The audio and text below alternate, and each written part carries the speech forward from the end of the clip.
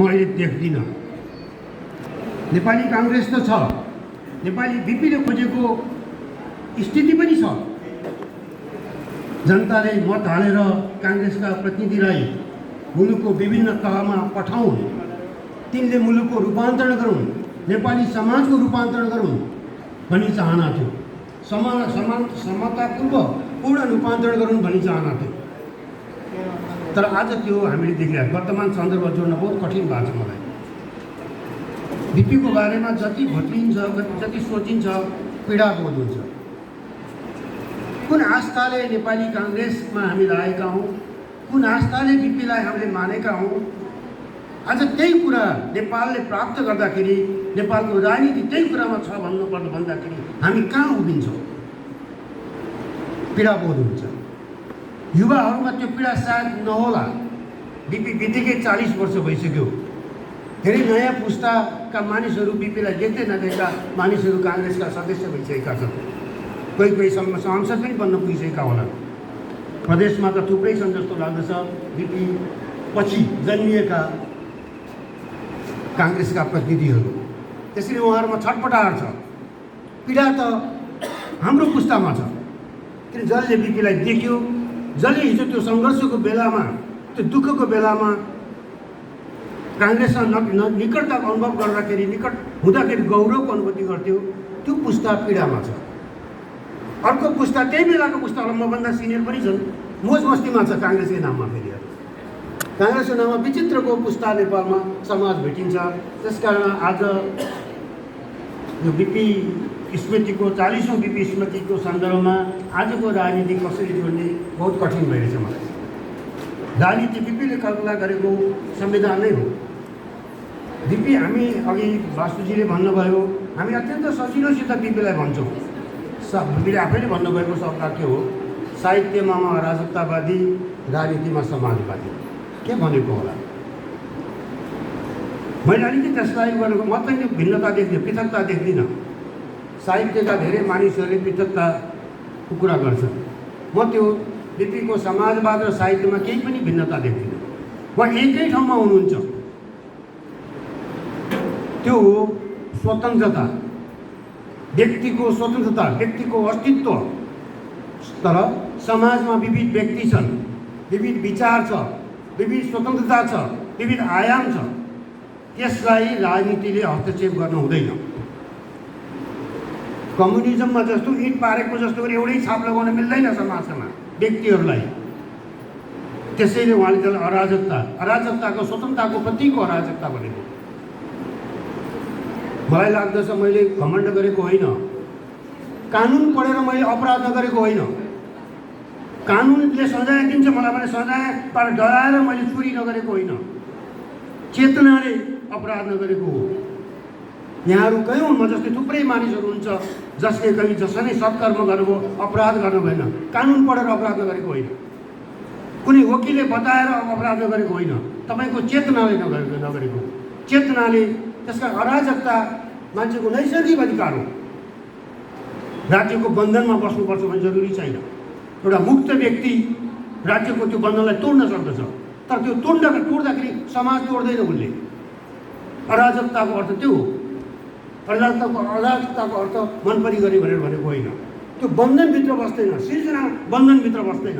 साहित्य सृजना हो, कला सृजना हो। तर राजनीतिले एउटा प्रणाली खोज्छ। राजनीति त्यो विविधता व्यक्तिमा समाजमा भएको पृथकतालाई एउटा सूत्रमा जोड्न खोज्दछ। त्यो सूत्र कानुनले दिन्छ, त्यो सूत्र संविधानले दिन्छ, त्यो सूत्र समाजवादले दिन्छ। त्यसैले राजनीतिमा म बाँधिएको छु भनेको बिपीले भनेको कारण मलाई लाग्दछ यस अर्थमा हो।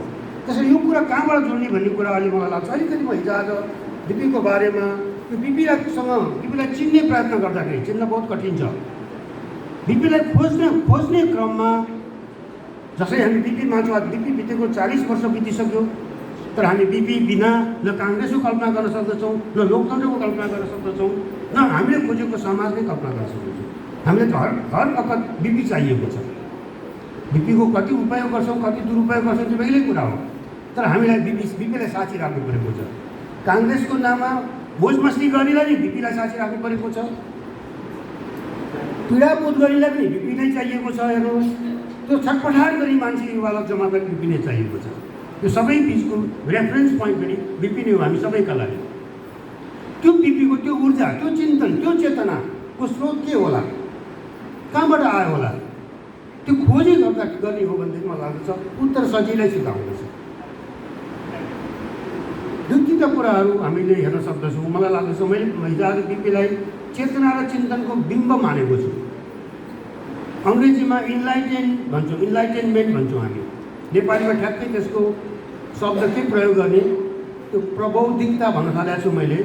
बिपी असाध्यै ठुलो एउटा इन्लाइटेन लिडर हुनुहुन्थ्यो, इन्लाइटेन व्यक्ति हुनुहुन्थ्यो। उहाँ आफैभित्र प्रबौद्धिकता थियो। त्यो कुरा उहाँको चाहिँ हरेक उसमा आउँदछ। पढ्दैमा त्यो आउँदैन, डिग्री हुँदैमा त्यो हुँदैन। बिपीभन्दा धेरै पढिरहेका मान्छे, डिग्री बोकेका मान्छे अहिले संसदमा छ। नेपाली काङ्ग्रेसभित्र पनि छ, अरू पार्टीमा पनि छ। बिपीले त एमए पनि गर्नु भएन डिग्रीको कुरा गर्ने हो भनेदेखि। अहिले पिएचडी गरेका थुप्रै मान्छे तपाईँ देख्नुहुन्छ। हिजो आज धेरै सांसदको नाम पढी डाक्टर लेखिएको हुन्छ। विश्वविद्यालयमा अहिले हाम्रो विश्वविद्यालयले अब मैले त रिटायर भइसकेँ, डिपार्टमेन्ट नजिकै छ, घर नजिकै छ, बोलाउँछन् कहिलेकाहीँ। पिएचडी गर्न थुप्रै नयाँ दर्ता भइरहेको रहेछ। यसो हेरेको त सबै पार्टीका मान्छे छन्। हेर्नुहोस्, क्याम्पसमा पढाउने मान्छे थोरै, धेरै जसो माओवादीका, कोही काङ्ग्रेसका, कोही एमालेका। अनि के तिमीलाई यो डाक्टर जोड्यो भने टिकट चाँडै पाउँछु भनेर आएको हो कि अब पढ्न भनेर सोच्छु। तर बिपीसँग त्यो कुनै त्यस्तो पदावली केही पनि थिएन। तर बिपीको लेभलको इन्लाइटेनमेन्ट मलाई लाग्दछ आजसम्म नेपालमा अर्को मान्छे देखेको छैन। थुप्रै मान्छे सधैँभरि फर्स्ट हुने मान्छे पनि हाम्रो राजनीतिमा छन्। सांसद भए, मन्त्री भए, प्रधानमन्त्री भए। तर उनका बोलीहरूमा त्यो इन्लाइटेनमेन्टको अभिव्यक्ति पाइँदैन, त्यो प्रबौद्धिकता पाइँदैन। बिपी बोल्दाखेरि बिपीले धेरै कुरा गर्नुभएको छ। कयौँ कुरामा बिपीको अलिकति कठोरतापूर्वक आलोचना गर्ने हो भनेदेखि त्यो 8 वर्ष 7 वर्ष बनारसमा बसेर सशस्त्र क्रान्तिको जुन नारा मात्रै लगाउनु भयो, क्रान्ति गर्नु खासै ठुलो गर्नुभएको थियो। ठुलो तयारी पनि गरेको होइन। तर उहाँको त्यो बोलीमै त्यो क्रान्तिकारिताको यत्रो ठुलो ओज आउँथ्यो। त्यो बिपी बिना क्रान्तिको कल्पनै गर्न सकिँदैन। त्यो खालको एउटा इन्लाइटेनमेन्ट कुन अर्थ मैले कसरी बुझाउने मलाई पनि गाह्रो हुन्छ यो भन्नको लागि। त्यो एउटा भित्रबाट आउने अन्तर्चेतना, भित्रबाट आउने चेतना त्यो कहाँबाट आयो भन्ने कुरा हो। त्यो कुनै किताब पढ्दैमा पनि आउँदैन। बिपीले आफूलाई भन्नुहुन्छ कि जोड्नुहुन्छ यो एउटा 20औं शताब्दीको प्रारम्भको, म यस्तो समयमा जन्मेँ, विश्वयुद्ध, विश्वमा उथलपुथलकारी एउटा समय थियो। त्यो उथलपुथलको प्रारम्भमा म जन्मेको हुँ, सन् 1914, जुन बेला प्रथम विश्वयुद्ध प्रारम्भ भयो। त्यो तीन घुम्तीको पहिलो प्रकाशन संस्करणको पछाडिको पातामा उहाँले यो लेखिएको छ। अनि पछि आएका पुनः संस्करणहरूमा केही पनि छैन, उडाइदिइसके। सुरुको संस्करण जुन बेला मैले तीन घुम्ती प्रकाशन भएपछि किनेर पढेँ, पछिल्लो पृष्ठमा पछाडिको गाथामा लेखिएको छ कि म 1914 प्रथम विश्वयुद्धबाट को बेलामा जन्मेको होइन। मेरो आफूलाई एउटा क्रान्तिको सिम्बलको त्यो गर्व, आमाको गर्वबाट निस्कनै मैले विद्रोह गरेर निस्केको भनेर मैले युवा साथीहरूलाई विद्रोह भन्दाखेरि त्यो कुरा सङ्केत गर्न खोजेको होइन। बिपी कोइरालाले आफूलाई जन्मजात विद्रोहीका रूपमा राख्नुभएको छ। लोकतन्त्रमा असहमतिको अधिकार विद्रोहको चाहिँ कुरा हो, विद्रोहको चेतना हो। त्यो तिमीसँग म सहमत छैन, तर तिम्रो असहमत हुने अधिकारको म फेरि सम्मान गर्दछु, रक्षा गर्दछु। भोल्टेयरले भने, दार्शनिक भोल्टेयरले भने कि तिम्रो कुरामा म सहमत छैन, तर तिम्रो असहमतिको विचारको म बाँचुन्जेल रक्षा गर्दछु, म तिम्रो प्रतिरक्षामा उत्रन्छु भने बिपीसँग त्यो विद्रोहको उ थियो। मलाई बिपी अन्तिम समयमा हुनुहुन्थ्यो, ब्याङ्ककको ट्रिटमेन्ट, अन्तिम ट्रिटमेन्टको जानुभन्दा अगाडि म पुगेको थिएँ एकपटक चाबेलमा, मित्रपार्कमा। गिर्जाबाबुसँग बाहिर कुरा भयो, उहाँसँग गिर्जाबाबुसँगै कुरा थियो मेरो। त्यही बिचमा केशवचन्द्र रायमाझी आयो। म एकपल्ट बिपी बाबुलाई भेट्न चाहन्छु। गिर्जाबाबुले भन्नुभयो कि हुँदैन, डाक्टरले उहाँलाई भेट्न रोकेको छ, मिल्दैन अहिले। होइन, मलाई उहाँ भेट्ने केही मैले झ्यालबाट मात्रै हेर्नु हेर्नु बाहिर पुग्छ, ढोकाबाट हेर्नु बाहिर पुग्छ, म केही पनि अरू ढोकैबाट हेर्छु, झ्यालबाट हेर्छु भने। अनि हेरेर आइसकेपछि एकछिन बसेर उसले त्यहाँ भने कि बिपीबाट हामीले राजनीतिक संस्कृति सिकेका छौँ। 15 साल 16 सालको संसदमा हामी त 4 सिटवाला थियौँ, तर बिपीसँग जुन पोलिटिकल कल्चर थियो हामीलाई उहाँले सैद्धान्तिक विपक्षीका रूपमा व्यवहार गर्नुहुन्थ्यो, सङ्ख्याको आधारमा होइन। त्यो राजनीतिक संस्कार हामीले उहाँबाट सिक्नु छौँ। बिपी कोइराला वास्तवमा आफूसँग व्यवहारमा पनि त्यसरी आउनुहुन्थ्यो। अब यो कुराहरू गर्दाखेरि कहिलेकाहीँ बहुत कठिन हुन्छ, कहाँबाट जोड्ने। यो स्रोत र चेतनाको कुरा अलिकति म त्यतातिर जान्छु, राजनीतिको अलिकति कुरा म ल्याउँछु। मैले समय कति दिन्छु मलाई भन्नु होला, म आधा घन्टामा सक्छु भन्ने विचार गर्दैछु। धेरै समयमा त्यो धैर्यता पनि हुँदैन। अर्को 20 मिनट जति 20-25 मिनटमा म सक्छु होला सायद। त्यो मैले यहाँ चेतनाको कुरा गर्दा त्यही हो, इन्लाइटेनमेन्टको सन्दर्भमा भन्न खोजेको। बिपी वास्तवमा बिपीलाई चिन्न बहुत कठिन रहेछ। केही समय भयो 2-3 वर्षदेखि म यसैमा अलिकति अध्ययन गर्न खोज्दैछु। के छ बिपीको त्यो ऊर्जा स्रोत के हो? त्यो ऊर्जा स्रोत मैले चेतनालाई नै मानेको छु। चेतनाको कुरा गर्दाखेरि बिपी, अनि मैले भन्छु कि जस्तो 16 सालमा बिपी प्रधानमन्त्री भइसकेपछि उहाँको अन्तिम सन्तान कान्छी छोरी जन्मी, नाम राखे चेतना। किन राखेको होला? बिपी कोइराला चेतनाको अर्थ नबुझ्ने मान्छे पनि थियो। आफ्नो सन्तानको नाम राख्दाखेरि बाबुआमाले त्यो नामको पछाडि केही अर्थ खोजेको हुन्छ। त्यो बिम्ब, चेतनाको बिम्ब बिपी आफूमा पनि एउटा थियो कि म त्यो एउटा चेतनालाई गर्न सक्छु। तपाईँहरूले यदि जेल जर्नललाई राम्रोसँग हेर्नुभयो भनेदेखि त्यहाँभित्र त्यो चेतनाको आत्मवृत्तान्त मलाई धेरै ऊ लाग्दैन। आत्मवृत्तान्त एउटा चाहिँ त्यो न्यारेटिभ हो, घटनाक्रमहरूको। तर बिपी फुलेको, बिपीलाई चिन्नेको आधार भनेको त्यो जेल जर्नल भन्छ। अर्को एउटा अघि वासुजीले सन्दर्भ राख्नुभयो, एउटा उहाँको डायरी निस्कँदैछ, कहिले छापिन्छ थाहा छैन, तर मैले धेरै पटक अध्ययनमा त पढिसकेँ, धेरै पढेँ, अङ्ग्रेजीको पनि हेरेँ, नेपालीमा ट्रान्सलेसन गरेर निस्कँदैछ। त्यसमा धेरै कुराहरू आएको छ जुन जेल जर्नलमा छैन। त्यो चेतनाको कुरा गर्दा अरू साहित्यिक अन्तर्वार्ताहरूमा उहाँले धेरै चेतनाको कुरा गर्नुभएको छ। मैले यो अलिकति लिएर मात्रै राजनीतिको बारेमा प्रवेश गरौँ जस्तो लाग्यो। किन त्यो राजनीति गर्ने उहाँलाई एक्टिभ बनाउने सोच चाहिँ उहाँको चेतना हो। त्यो चेतनाले उहाँलाई राजनीतिमा निरन्तर लगिरह्यो। उहाँले के भन्नुहुन्छ भने चेतनाले उहाँले संस्कृति पनि मान्नुहुन्छ। अनि एक ठाउँमा भन्नुहुन्छ यो संस्कृति भनेको यो पैतृक सम्पत्ति जस्तो होइन है, बाउबाट बाबुआमाबाट छोराछोरी सन्तानमा सर्दैन भन्नुहुन्छ। अब हामी त संस्कृति कहिले कुरा गर्छौँ, बाबुआमाबाट सिकेको मैले संस्कृति, तर त्यो संस्कृति फरक हो, चेतना फरक हो। जस्तो बिपीको परिवारै आफै उदाहरण छ। बिपीले आफ्नो परिवारको पिताजी माताजीको त्यो संस्कार, चेतनाको संस्कार बिपीले आफूले थप सङ्घर्ष गरेर लिनुभयो। उहाँ के भन्नुहुन्छ भन्दाखेरि पैतृक रूपमा यो प्राप्त हुँदैन, यसको लागि व्यक्तिले आफैले अध्ययन गर्नुपर्छ, आफैले सङ्घर्ष गर्नुपर्दछ, आफैले त्यो चेतना बोध गर्नुपर्दछ। संस्कारले केही थोरै चाहिँ एउटा आधार मात्रै दिन्छ, परिवारले एउटा आधार दियो, तर बिपी आफैले त्यसलाई निर्माण गरिदियो। त्यही कुरा बिपीको चेतनाको धरोहर उनका सन्तानले जोगाउन सकेन। त्यो कोइराला परिवारको विरासत, कोइराला परिवारको चेतनाको विरासत म कुनै पनि सन्तानमा अहिले देख्दिनँ। सिद्ध बिपीको भाइहरूसँगै त्यो पनि सिद्ध, बिपी र बिपीका भाइहरूसँगै सिद्ध। त्यस कारण यो आउँदो रहेनछ। बिपीको छोरा हुने बित्तिकै बिपीका संस्कार छोराछोरी सबैमा आउँदै, त्यसको लागि थप प्रयत्न गर्नु। बिपीले भनेको बाबुआमाबाट आउँछ भने ढुक्क हुनु हुँदैन है, आफैले निरन्तर प्रयत्न गर्नुपर्दछ भनेर। त्यस कारण त्यो निरन्तर प्रयत्न अत्यन्त मार्मिक छ। पछिल्लो डायरीमा बिपीले भन्नुभएको छ जेलबाट छुटिरहेको छैन, छुट्ने कुरा पनि छ। बेला बेलामा जेलको त्यो उडास लाग्ने अवस्थामा होइन, म एउटा सही गरेर निस्किनु क्या जस्तो पनि लाग्छ। महेन्द्र गलाउन खोज्दै थिएँ, गलाएर छोडाउन बिपी महेन्द्रलाई बहुत ठुलो आपत्ति। बिपी कोइरालाको व्यक्तित्व र विचार, त्यो कर्मशीलता कस्तो छ भन्दाखेरि तपाईँहरूलाई म सबैले पढिसकेको कुरा हो, मैले खालि यहाँ सम्झाएको सन्दर्भ मात्रै लिन खोजेको।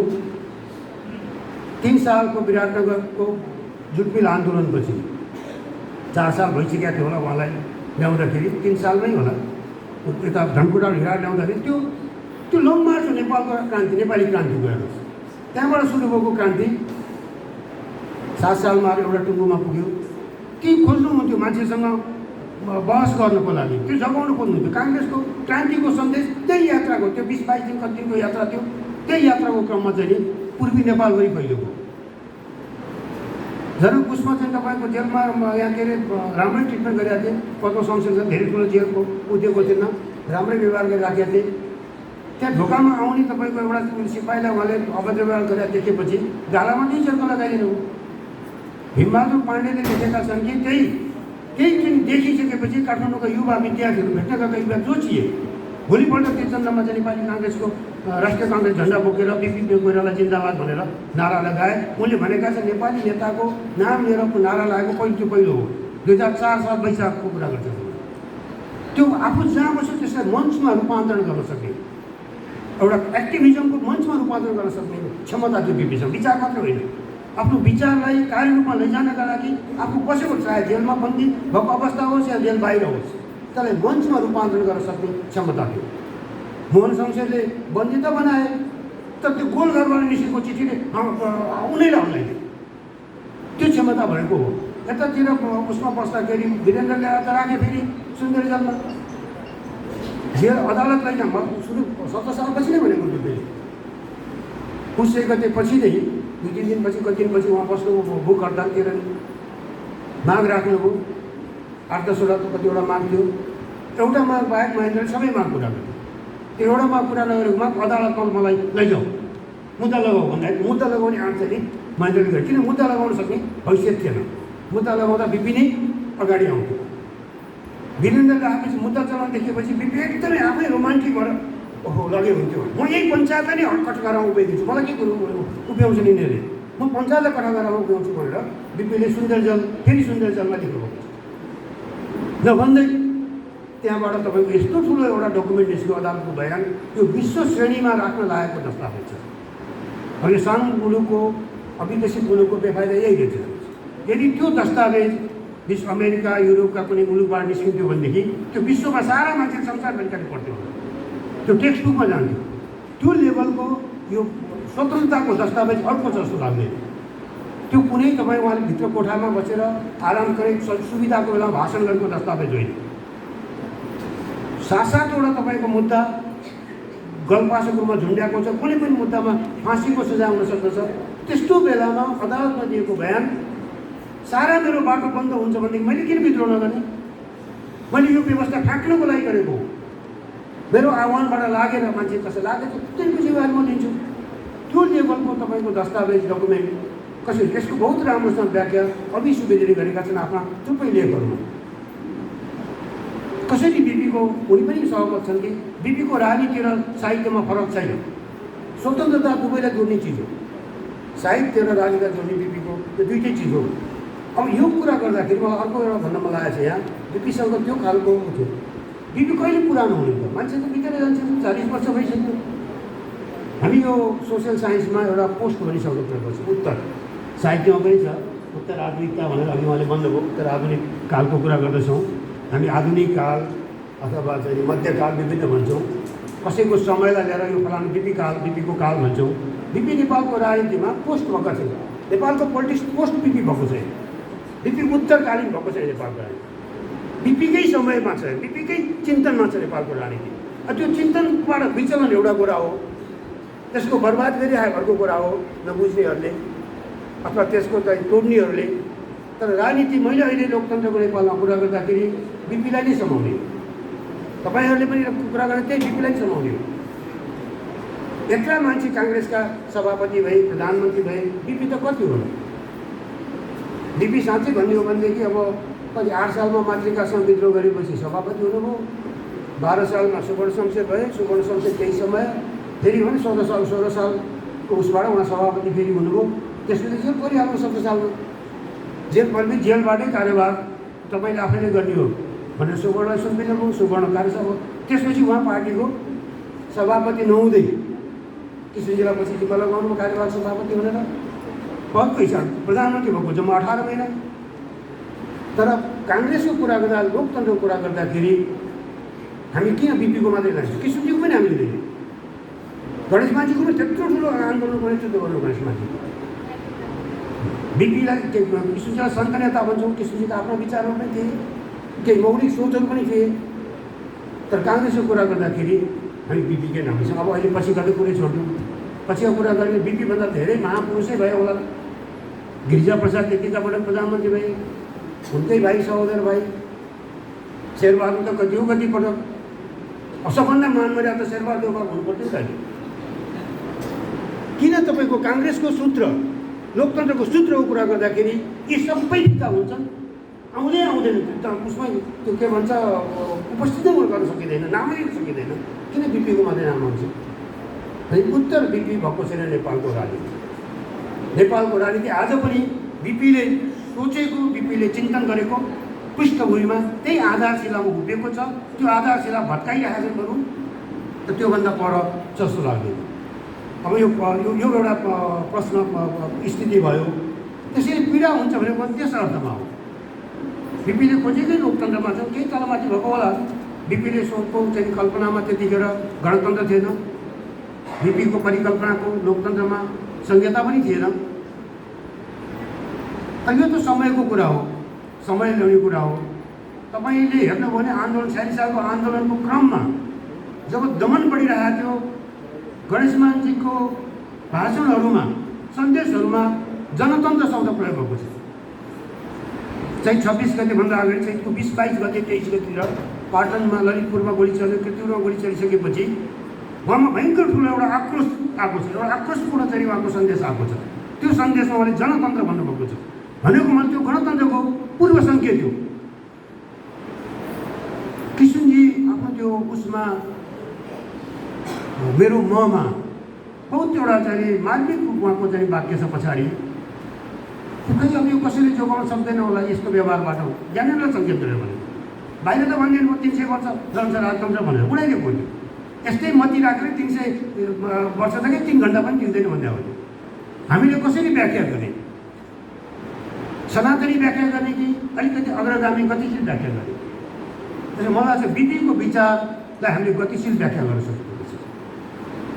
आजको सन्दर्भ बदलिएको छ, तर बिपीको विचार चाहिँको सन्दर्भ हटेको छ जस्तो लाग्दैन।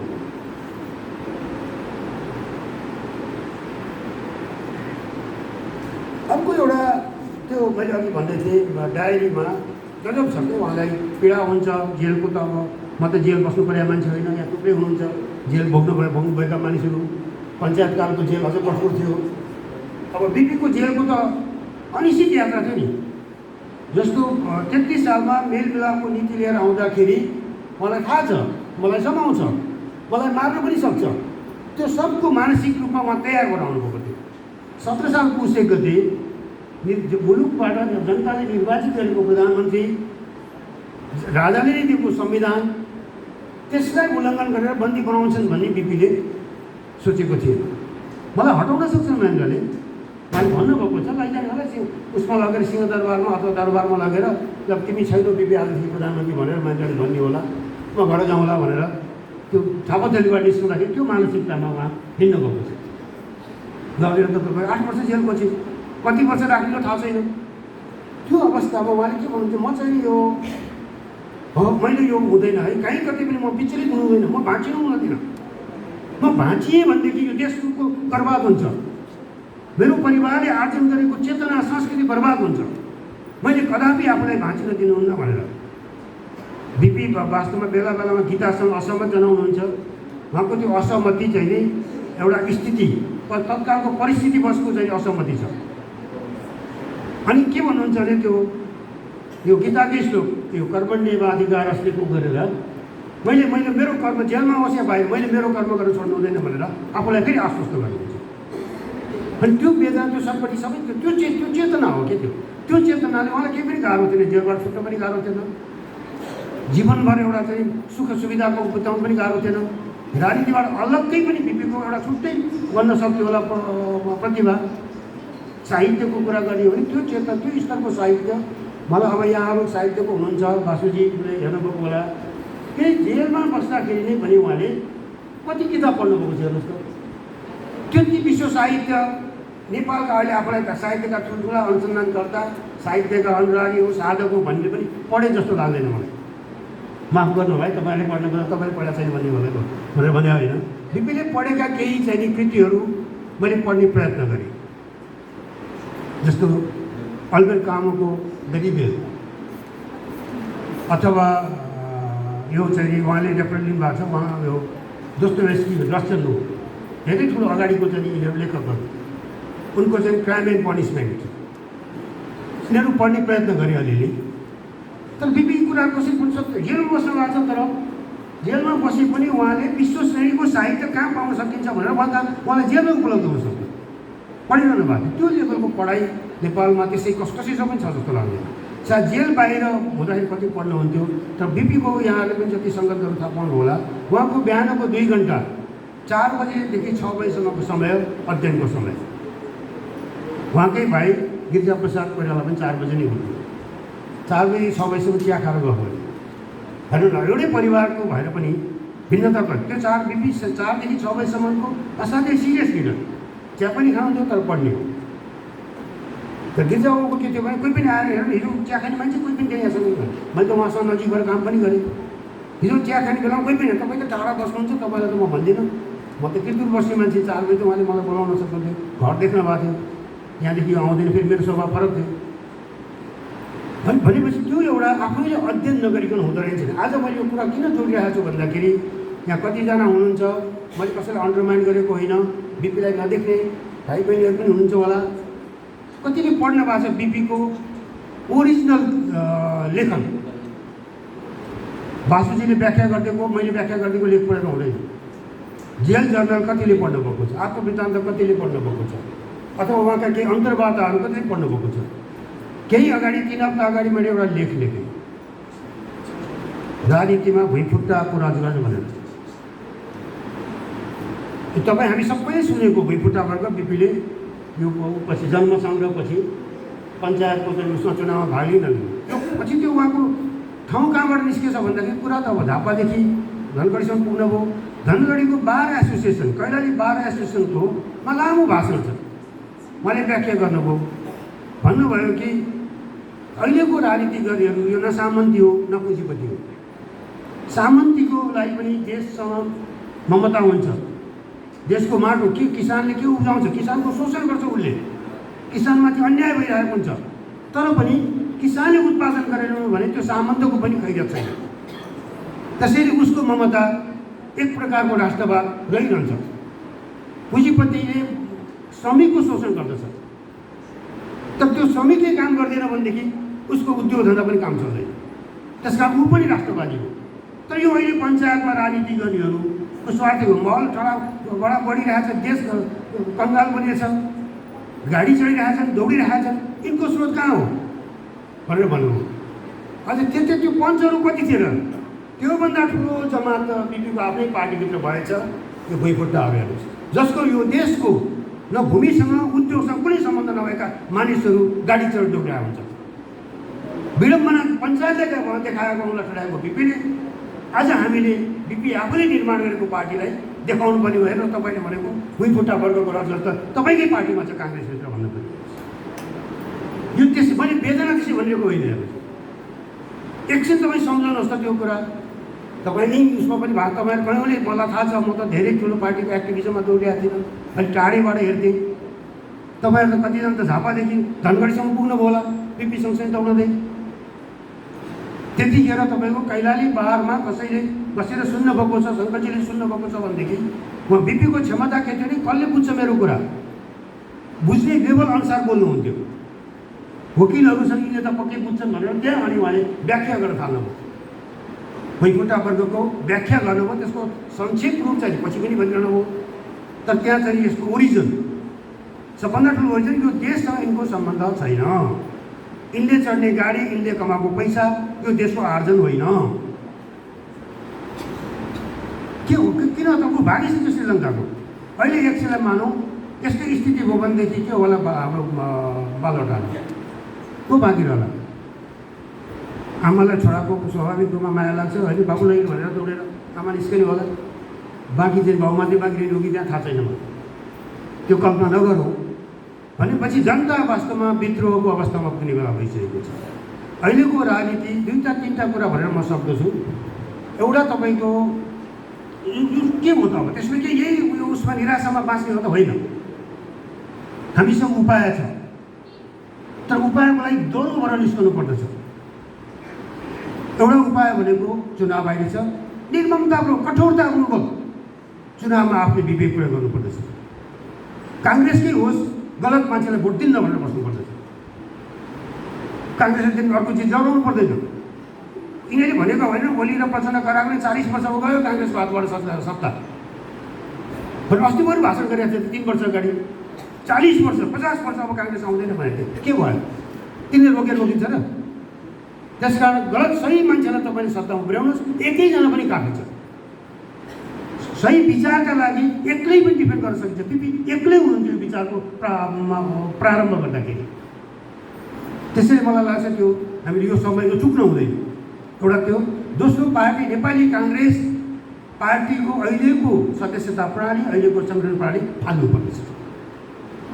म सधैँ काङ्ग्रेसको भोटर हो। को उठ्छ मलाई थाहा छैन, भोट हाल्छु, कहिलेकाहीँ चित्रण गर्ने कुरा क्रस पनि गरिदिन्छु, त्यही कुरा हो। तर म काङ्ग्रेसको भोटर, म त्यही दाबी गर्दैछु, अहिले काङ्ग्रेसको सदस्य सहित, तर भोटर हो। अनि काङ्ग्रेसको सभापति चयनमा म मतदाताको कुनै भूमिका हुँदैन। अनि खालि कुनैले चाहिँ मन पनि गर्नु भने तपाईँ हामीले चाहिँ साथसाथीखेर भोट लगाएर ताली लिएर बस्नु पनि होइन। नेता बदमास छन् भने हामीले पनि त्यस्तै तरिकाले जवाब दिन सक्नुपर्छ। अङ्ग्रेजीमा भन्छन् नेता यदि इरेसनल, अविवेकी भएर जान्छ, भोटर पनि अविवेकी बन्न सक्दछ, भोटर पनि इरेसनल हुन सक्दछ। अहिले काठमाडौँमा बालेन शाहको भोट त्यो इरेसनल भोटिङ भयो। म नेगेटिभ भन्दिनँ। तिमीले गलत मान्छे दिन्छौ भनेदेखि हामीले तिमीलाई भोट, तिमीले दिएको मान्छेलाई भोट हाल्न हामी बाध्य छैनौँ भनेर मतदाताले विद्रोह गरेको। त्यसकारण पार्टीमा अहिले मैले देखिरहेको छु काङ्ग्रेसभित्रको ठुलो समस्या के हो भन्दाखेरि यो एउटा जमेको दुर्गन्धित भएको पोखरीको पानी जस्तो भएको छ। यो पानीलाई चलायमान बनाउनु पर्यो। यो चलायमान बनाउनका लागि पार्टीको सङ्गठन सदस्यताबाट निर्माण, आफैले सदस्यता बाँड्ने, अनि तिनको भोटबाट आफै नेता हुने, यस्तो पनि त्यहाँ पार्टी हुन्छ, सदस्यता हुन्छ। के अहिले भन्नु, हरेक अधिवेशन अगाडि झगडा के हुन्छ? सबको क्रियाशील सदस्यतामा विवाद हुन्छ। शेरबहादुरजीको कोटामा कति छन्? सबै शेरबहादुर लैजानु भएन, रामचन्द्र छटपटिन्छन्। सबै लैजानु लाग्यो भने कोइराला छटपटिन्छन्। भागवण्ड यसैमा होइन त? त्यसकारण यसलाई तोड्नु पऱ्यो पहिला। अहिले बेलायतमा चुनाव हुँदैछ, प्रधानमन्त्री राजीनामा दियो, संसदकोले मात्रै चुनाव, त्यसको कन्जर्भेटिभ पार्टीको नेता संसदले मात्रै चुन्दैन। कुनै बेलामा कन्जर्भेटिभ पार्टीको नेता रानीले नियुक्त गरिदिन्थ्यो। हेर्नुहोस् 1965 सम्म एकपटक रानीले नियुक्त गरेको मान्छेले बहुमत हासिल गर्न सकेन। अनि रानीले भनिन् कि मलाई तिमीले गलत सल्लाह दियौ, गलत मान्छेको नाम तिमीले दिएछौ, अब आइन्दा मकान नआउनु, आफै छोड भनेपछि अनि उनीहरूले आफै शान्ति 2.5 लाख मानिसले भोट हाल्दा रहेछन्। प्रधानमन्त्री को हुनुपर्छ भनेर पार्टीको 2.5 लाख मान्छेले, त्यहाँको त्यो 300, 400, 400 कन्जर्भेटिभ एमपीले मात्रै भोट हालेर छानिने होइन भनेपछि हामीले अलिकति सिक्ने, राम्रो कुराबाट सिक्यो भने त। त्यसले मलाई लाग्छ अहिले हान्नुपर्ने ठाउँ, सुधार गर्नुपर्ने ठाउँ पार्टीको पुनर्संरचनै खाँचो छ। 3 वर्ष 4 वर्ष त्यसै गयो, फेरि चुनाव आइसक्यो, त्यसै आइरहन्छ अवसर। सुध्रिनै नपाउने अवस्था काङ्ग्रेसको निर्माण भएको छ। सभापति माफ गर्नु होला, यो तपाईँको पार्टी, मैले तपाईँको भन्छु, अहिले मेरो भन्दिनँ, म पार्टीभन्दा फरक छु, पार्टीभन्दा माथि बस्न चाहन्छु, जसले गर्दा म तपाईँलाई अनसनमा पाउँछु। यो पार्टीमा त्यसको एउटा सदस्यतामा हुनु पऱ्यो। यो चाहिँदैन। हेर्नुहोस्, यो दुई थरी सदस्य क्रियाशील साधारणमा धेरै पटक भने काङ्ग्रेसका साथीहरूलाई फोन गर्थेँ, होइन सर के गरियो अरू सदस्यताको बारेमा भनिदिनुहोस् भनेर भन्थेँ। म टेलिफोनबाट भेटघाट नगरेँ भने जब बितेर गए नवीनराज जोशी, उनी पनि बारम्बार फोन गर्दै गरिदियो, गगन थापा बारम्बार फोन गरिदिने, होइन यो 2 सदस्यता हटाइदिनुहोस्, एउटै सदस्य भएको छ। त्यो काम न काजो झगडा गर्ने। अर्को सक्नुहुन्छ भनेदेखि 1 वर्ष क्रियाशील सदस्य भएको 1 वर्ष नबितिकन महाधिवेशन प्रतिनिधि बन्नै नपाउने, त्यो तलको हुन्छ नि क्षेत्रीय प्रतिनिधिदेखि आउन नपाउने, ठ्याक्कै मुखमा तपाईँको ब्लक गरेर ठिकापट्टा गरेर जस्तो गरेर यति सदस्य बनाउने, तिनलाई सर्लक्क ल्याउने कब्जा हो पार्टी। मार्क्सवादले भन्थे मार्क्सवाद चाहिँ नि कम्युनिस्ट पार्टीले कब्जा गर्यो भनेको बिपीको विचारलाई काङ्ग्रेसका थोरै मान्छेले कब्जा गरेको छ। मैले कराएर के हुन्छ र? शेरबहादुरले जे भन्छ त्यही काङ्ग्रेसको विचार हुन्छ, केही लाग्दैन मेरो। उनले जसलाई भन्छ तपाईँ हामी त्यसैलाई थप्पडी मारेर भोट हाल्न जानुपर्ने हुन्छ। त्यसैले अलिकति चेतना हामीमा पनि चाहियो। बिपीको चेतना यदि आजको दिनमा बिपीलाई सम्झने हो भने एकछिन आफ्नो विवेकलाई र आफ्नो विवेक त मान्छेको मर्दैन होला। अर्को कुरा चाहिँ के हो भने यो आजीवन नेता बन्ने कुरा बन्द गर्नु पर्यो।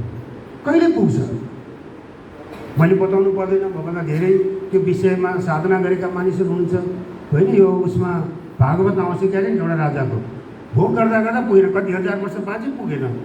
अनि छोराको उमेर सापट्टि गऱ्यो के गरेर भोग गर्न पाइन्छ त म त बुढो भएँ भन्दा छोरा पनि छोराले एउटा उमेर सापट्टि पनि पाउँछु भनेपछि एउटा कान्छो जाने कुन चाहिँ छोराले कति हजार वर्ष उसले सापट्टि जति हजार वर्ष गरे पनि भोग सकिँदो रहेछ ल बाबु भाइले सकेन मैले पुग्यो मलाई भन्छु भनेपछि कति कति पटक प्रधानमन्त्री भए पुग्ने हो यो त्यस कारण सिम्पल मुद्दाहरू कसैमाथि अब होइन एउटा स्वस्थ परम्परा के बचाल्न सकिन्छ भन्दाखेरि चुनावको जसले हाँक्छ चुनावमा अपेक्षित परिणाम विजय मात्रै होइन अपेक्षित परिणाम आएन भनेदेखि उसले जिम्मेवारी स्वीकार गरेर पहिला उसले राजीनामा गर्नुपर्छ।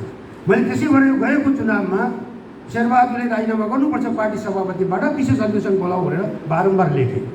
रामचन्द्रजीले बोलाउनु रामचन्द्रजी तपाईँ अयोग्य भइसक्नु तपाईँ चुनाव हारेको मान्छे तपाईँ सभापति बन्यो भने विश्राम गर्नुहोस्। अब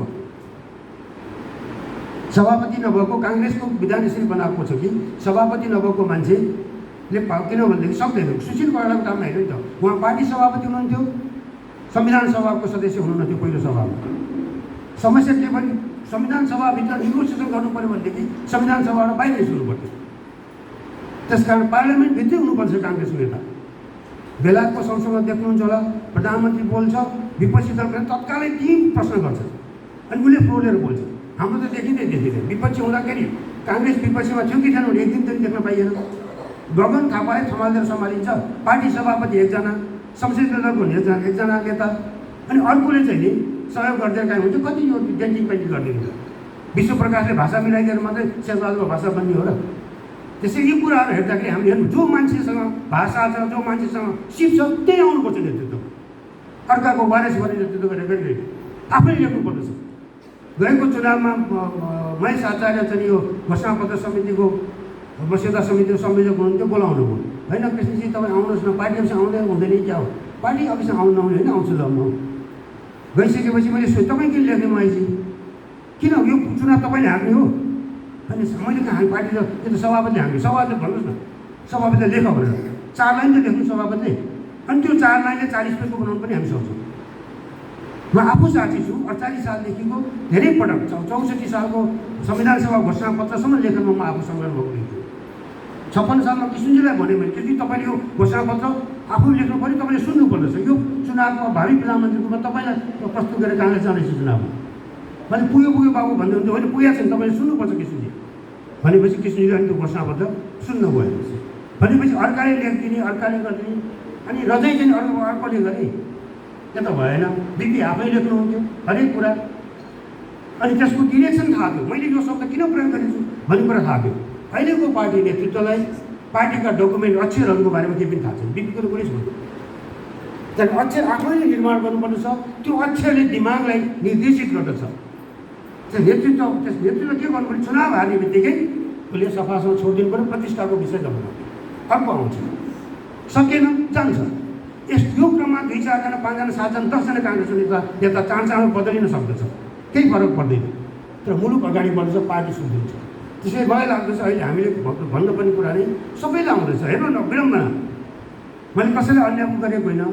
किशनजीको केस बेग्लै थियो 48 सालमा आफू हार्नुभयो तर पार्टी जितेको थियो। प्रकाश मानसी उहाँ पनि हार्नुभयो आमा पनि हार्नुभयो मङ्गलादेवी। त्यसपछि काङ्ग्रेसको त्यो काठमाडौँ जिल्लाको चुनाव भयो चुनावमा 90% भोट लिएर आएर प्रकाश मान जित्नुभयो थियो काङ्ग्रेसको सभापति। त्यस्तो जिताएको के अर्थ भयो आफैले मारेको सदस्यता हो आफूसँग असम्म धुनी मान्छेलाई कसैले सदस्यमा दिएको थिएन त्यहाँबाट 90% मत लिएर जित्नुभयो। जनताको मतमा त हार्नु गएको छ उहाँ मात्रै होइन पार्टी सभापति हार्नु गएको छ काठमाडौँ जिल्लाबाट। भने यो खालको पोलिटिकल एकाउन्टेन्ट भन्छ उत्तरदायित्व राजनीतिक उत्तरदायित्व पनि नेतृत्व लिनुपर्दछ। यदि राजनीतिक उत्तरदायित्व स्थापना गर्न सकेको भएदेखि शेरबहादुरलाई पटक पटक होइन उहाँ चाहिँ 58 सालको विघटनपछि राजनीतिबाट बिदा भयो। चुनाव गर्न उहाँको मूल्याङ्कन त गलत साबित भएको होइन र चुनाव गर्न सक्नु भएन चुनाव गर्छु भनेर विघटन गरेको। म 3 घन्टा बसेको छु उहाँसँग त्यो दिन अघिल्लो रात 8 बजेदेखि 11 भइसक्यो। मैले भनेको छु तपाईँ जे पाए त्यो निर्णय गर्नु होला शेरबहादुर हुँदैन खबरदार तपाईँको चाहिँ संसदीय दललाई सोध्नुहोस् संसदीय दलले पार्टीलाई भन्नुहोस् कि पुनर्विचार गर्नु। त्यतिखेर झगडा पार्टी चाहिँ नि यो इमर्जेन्सी थप्नु हुँदैन भन्नेमा थियो उहाँ चाहिँ प्रधानमन्त्रीमा इमर्जेन्सी थप्ने पक्षमा हुनुहुन्थ्यो बोलाउनु भयो भनिदिनु पऱ्यो कृषकहरूलाई। मैले भन्ने हो र तपाईँ पनि यता म त पार्टीको सदस्य पनि छैन, सामान्य मात्र सदस्य मात्रै छु। नारायणजीसँग उहाँ केन्द्रीय सदस्य हुनुहुन्छ, उहाँले गर्नु होला। म नागरिकका रूपमा यो इमर्जेन्सी थप्नु पक्षमा छैन, कसरी भनौँ मैले। त्यस कारण तपाईँको चाहिँ काम संसद दलको बैठक राखेर त्यहाँबाट निर्णय गराउनुहोस्, केन्द्रीय समितिले पुनर्विचार गरोस् भनेर। तर भोलिपल्ट एकैपल्ट ढोकामा पुग्नु उहाँ विघटनको लागि चुनाव गर्न सक्नु भएन। अब यति गरिसकेपछि त मैले त्यति हिमालय यो गर्ने हो भने यस्तो सिफारिस गर्ने प्रधानमन्त्री पनि राजनीति दिन्थ्यो। यस यदि बेलायतमा हुँदो भने त्यस्तो चाहिँ सदन गर्ने राजतन्त्र पनि सकिन्थ्यो होला। त्यो राजतन्त्र चाहिँ हटाइदिएछ, हिमालय आँट गरेन, प्रधानमन्त्रीको सम्बन्ध राख्यो भनेपछि यो एकाउन्टेबिलिटी साइड हामी कहाँ आफूले सभापतिले गर्ने काङ्ग्रेस जस्तो प्रधानमन्त्रीले गर्ने कमजोर मूल्याङ्कनको भिक्टिम हामी हुन्छौँ होइन। शेरबहादुर देउवा प्रधानमन्त्रीका रूपमा गर्ने निर्णयप्रति मेरो त केही पनि हात छैन, तर उहाँले गलत निर्णय गरेका कारणले तपाईँ हामी सबै भुक्तभोगी हुनुपर्दछ, दुःख पाउनुपर्दछ। त्यसैले उत्तरदायित्व हुने के भन्दाखेरि मैले गलत निर्णय गर्दैछु, यो गलत निर्णय गर्ने मान्छे अब राजनीतिमा विश्राम यो म दोहोऱ्याएर फेरि आउँदिनँ भन्नुपर्छ। किन चुनाव हारेको अमेरिका बेलायतमा एकपटक चुनाव हारिसकेपछि दोहोऱ्याएर त्यो मान्छे फेरि त्यो नेतृत्वको लागि किन दाबी गर्दैन भनेपछि एकपल्ट अविश्वास गरेर सिद्धो त मैले प्रयत्न गरेँ, पटक एउटै मान्छे आउने हो र। त्यसैले दुईवटा कुरा काङ्ग्रेस सुधार गर्यो भनेदेखि पर्याप्त हुन्छ जस्तो लाग्छ। एउटा सदस्यतामा सुधार, अर्को अलिकति अब अमेरिकाको जस्तो हामीले अहिले कल्पना गर्न सकिँदैन, कम्तीमा पनि पार्टी अधिवेशनभन्दा अगाडि अब हाम्रो सभापतिजीले विचार गर्न सक्नुहुन्छ यो कुरा। यो संस्थाका विभिन्न पार्टीका मतदाता त्यहाँ पुगेर अब आउने अधिवेशनमा कसलाई नेता बनाउँ हामीले, ल भन्नुहोस् भने खुला रूपमा तपाईँले बहसको प्रारम्भ किन नगर्नु। अनि त तपाईँ पार्टी विधानअनुसारै जान्छ, तर तपाईँले प्रारम्भ गर्न सक्नुहुन्छ यो पटक अब काङ्ग्रेस नेता कसलाई बनाउँ ल भन्नु साथीहरू भनेर। तपाईँ जाने हो भनेदेखि जनता कहाँ जाने हो भनेदेखि बेग्लै खालको एउटा वातावरण बन्न सक्दछ, जनतासँगको सम्बन्ध बेग्लै किसिमको हुन सक्छ। त्यसैले सबै कुरा विधानमा लेख्नु पर्दैन, विधानमा नलेखेको कुरा अभ्यासबाट पनि लैजान सकिन्छ। त्यो अभ्यास मैले भनेको थिएँ यही गगनलाई नवीनलाल जोशीलाई, ए बाबा तिमीहरू म कहाँ आउँछौ, मैले चाहिँ नि पार्टीको सभापति को हुन्छ भन्ने कुरा मेरो कुनै बोली हुन सक्दैन। आफ्नो मतदातालाई कम्तीमा त्यो म 10 नम्बरमा छु, काठमाडौँको 10 नम्बर निर्वाचन क्षेत्रमा 10 नम्बरमा काङ्ग्रेसका केही सेलेक्टेड मतदाताहरूका बिचमा बसेर यो सभापति यो पटक अधिवेशनमा कसलाई सभापति रोज्ने भनेर छलफल गर्नु हुँदैन। त्यही गुटभित्रकै खेलमा जानुपर्छ। तपाईँहरू नआउनुहोस् भने म त धेरै पटक उ गर्थेँ, सक्दिनँ फोन गर्दा कयौँ पटक तपाईँसँग कुरा गर्दैन भनेर राखिदिएको पनि छु। त्यो भनेको मतलब अलिकति उनीहरूलाई प्रेसर बढ्छ कि भनेर हो। अब म केमा पुगेको छु भन्दाखेरि मेरो आश चाहिँ समाजसँग छ, पार्टीसँग होइन। लोकतन्त्र निषेध हुनु हुँदैन, लोकतन्त्र टुट्नु हुँदैन, यो निरन्तर रूपमा जानुपर्छ। चुनाव जतिसुकै हेर्नु, चुनावलाई खर्चिलो बनाएका यी भुइँफुट्टा वर्गले हो। चुनाव खर्चिलो हो, यी शङ्करजी हुनुहुन्छ, कति खर्च गर्नु तपाईँ चुनाव गर्दाखेरि? कयौँ मानिसहरू छन्, त्यो बालन शाहले कति खर्च गरेर जब चाहिँ तपाईँको कार्यकर्ता चुनाव आफै महँगो बनाएका छन्, जसले गर्दाखेरि चुनाव खर्च गर्न सक्ने, खर्च गर्न नसक्ने मान्छे चुनावमा आउने हिम्मत नगर्ने भनेर तर्साउनका लागि यो खर्चिलो भयो भनेर एउटा प्रोपोगन्डा गरेको छन्, मोज मस्ती गरेका छन्, लुटकर्तन पुटपुछ लाग्दै भनेर चाहिँ आफ्नै किसिमबाट चलाएको। त्यसैले अलिकति शुद्धिकरणको कुरा गर्नुपर्दछ। शुद्ध राजनीतिमा जाने हो भने यो दुईवटा कुरामा नेतृत्व परम्परा सङ्गठनमा अलिकति परिवर्तन गर्यो भनेदेखि काङ्ग्रेसको विकल्प छैन। काङ्ग्रेसको विकल्प काङ्ग्रेसभित्रै छ, काङ्ग्रेसको विकल्प बाहिर छैन। काङ्ग्रेसभित्रै खोज्नु पर्दछ, अलिकति निर्ममतापूर्वक खोजी गर्नुपर्दछ।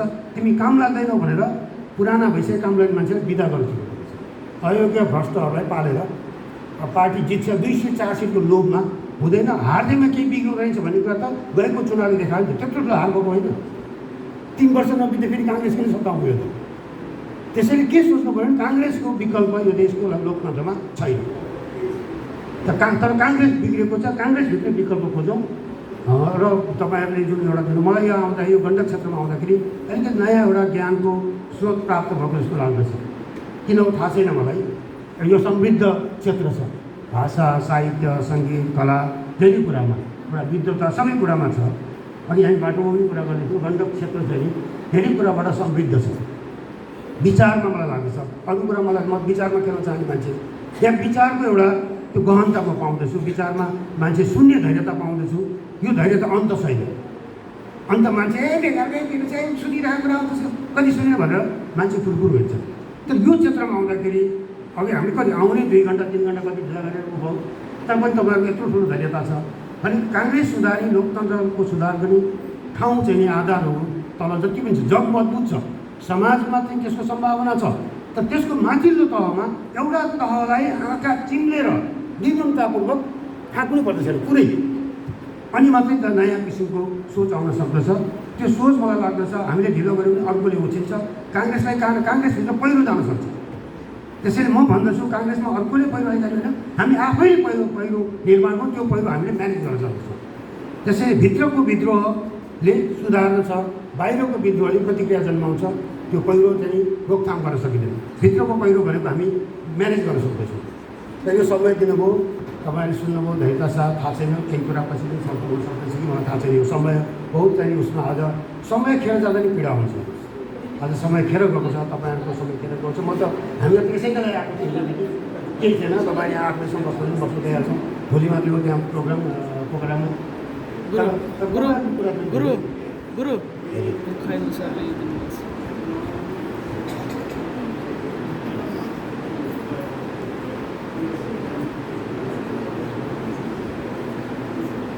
खगेन्द्रजीले एउटा राख्नुभएछ कि बुद्ध पनि बिपीको जस्तो इन्लाइटेनमेन्ट देख्नु भएन।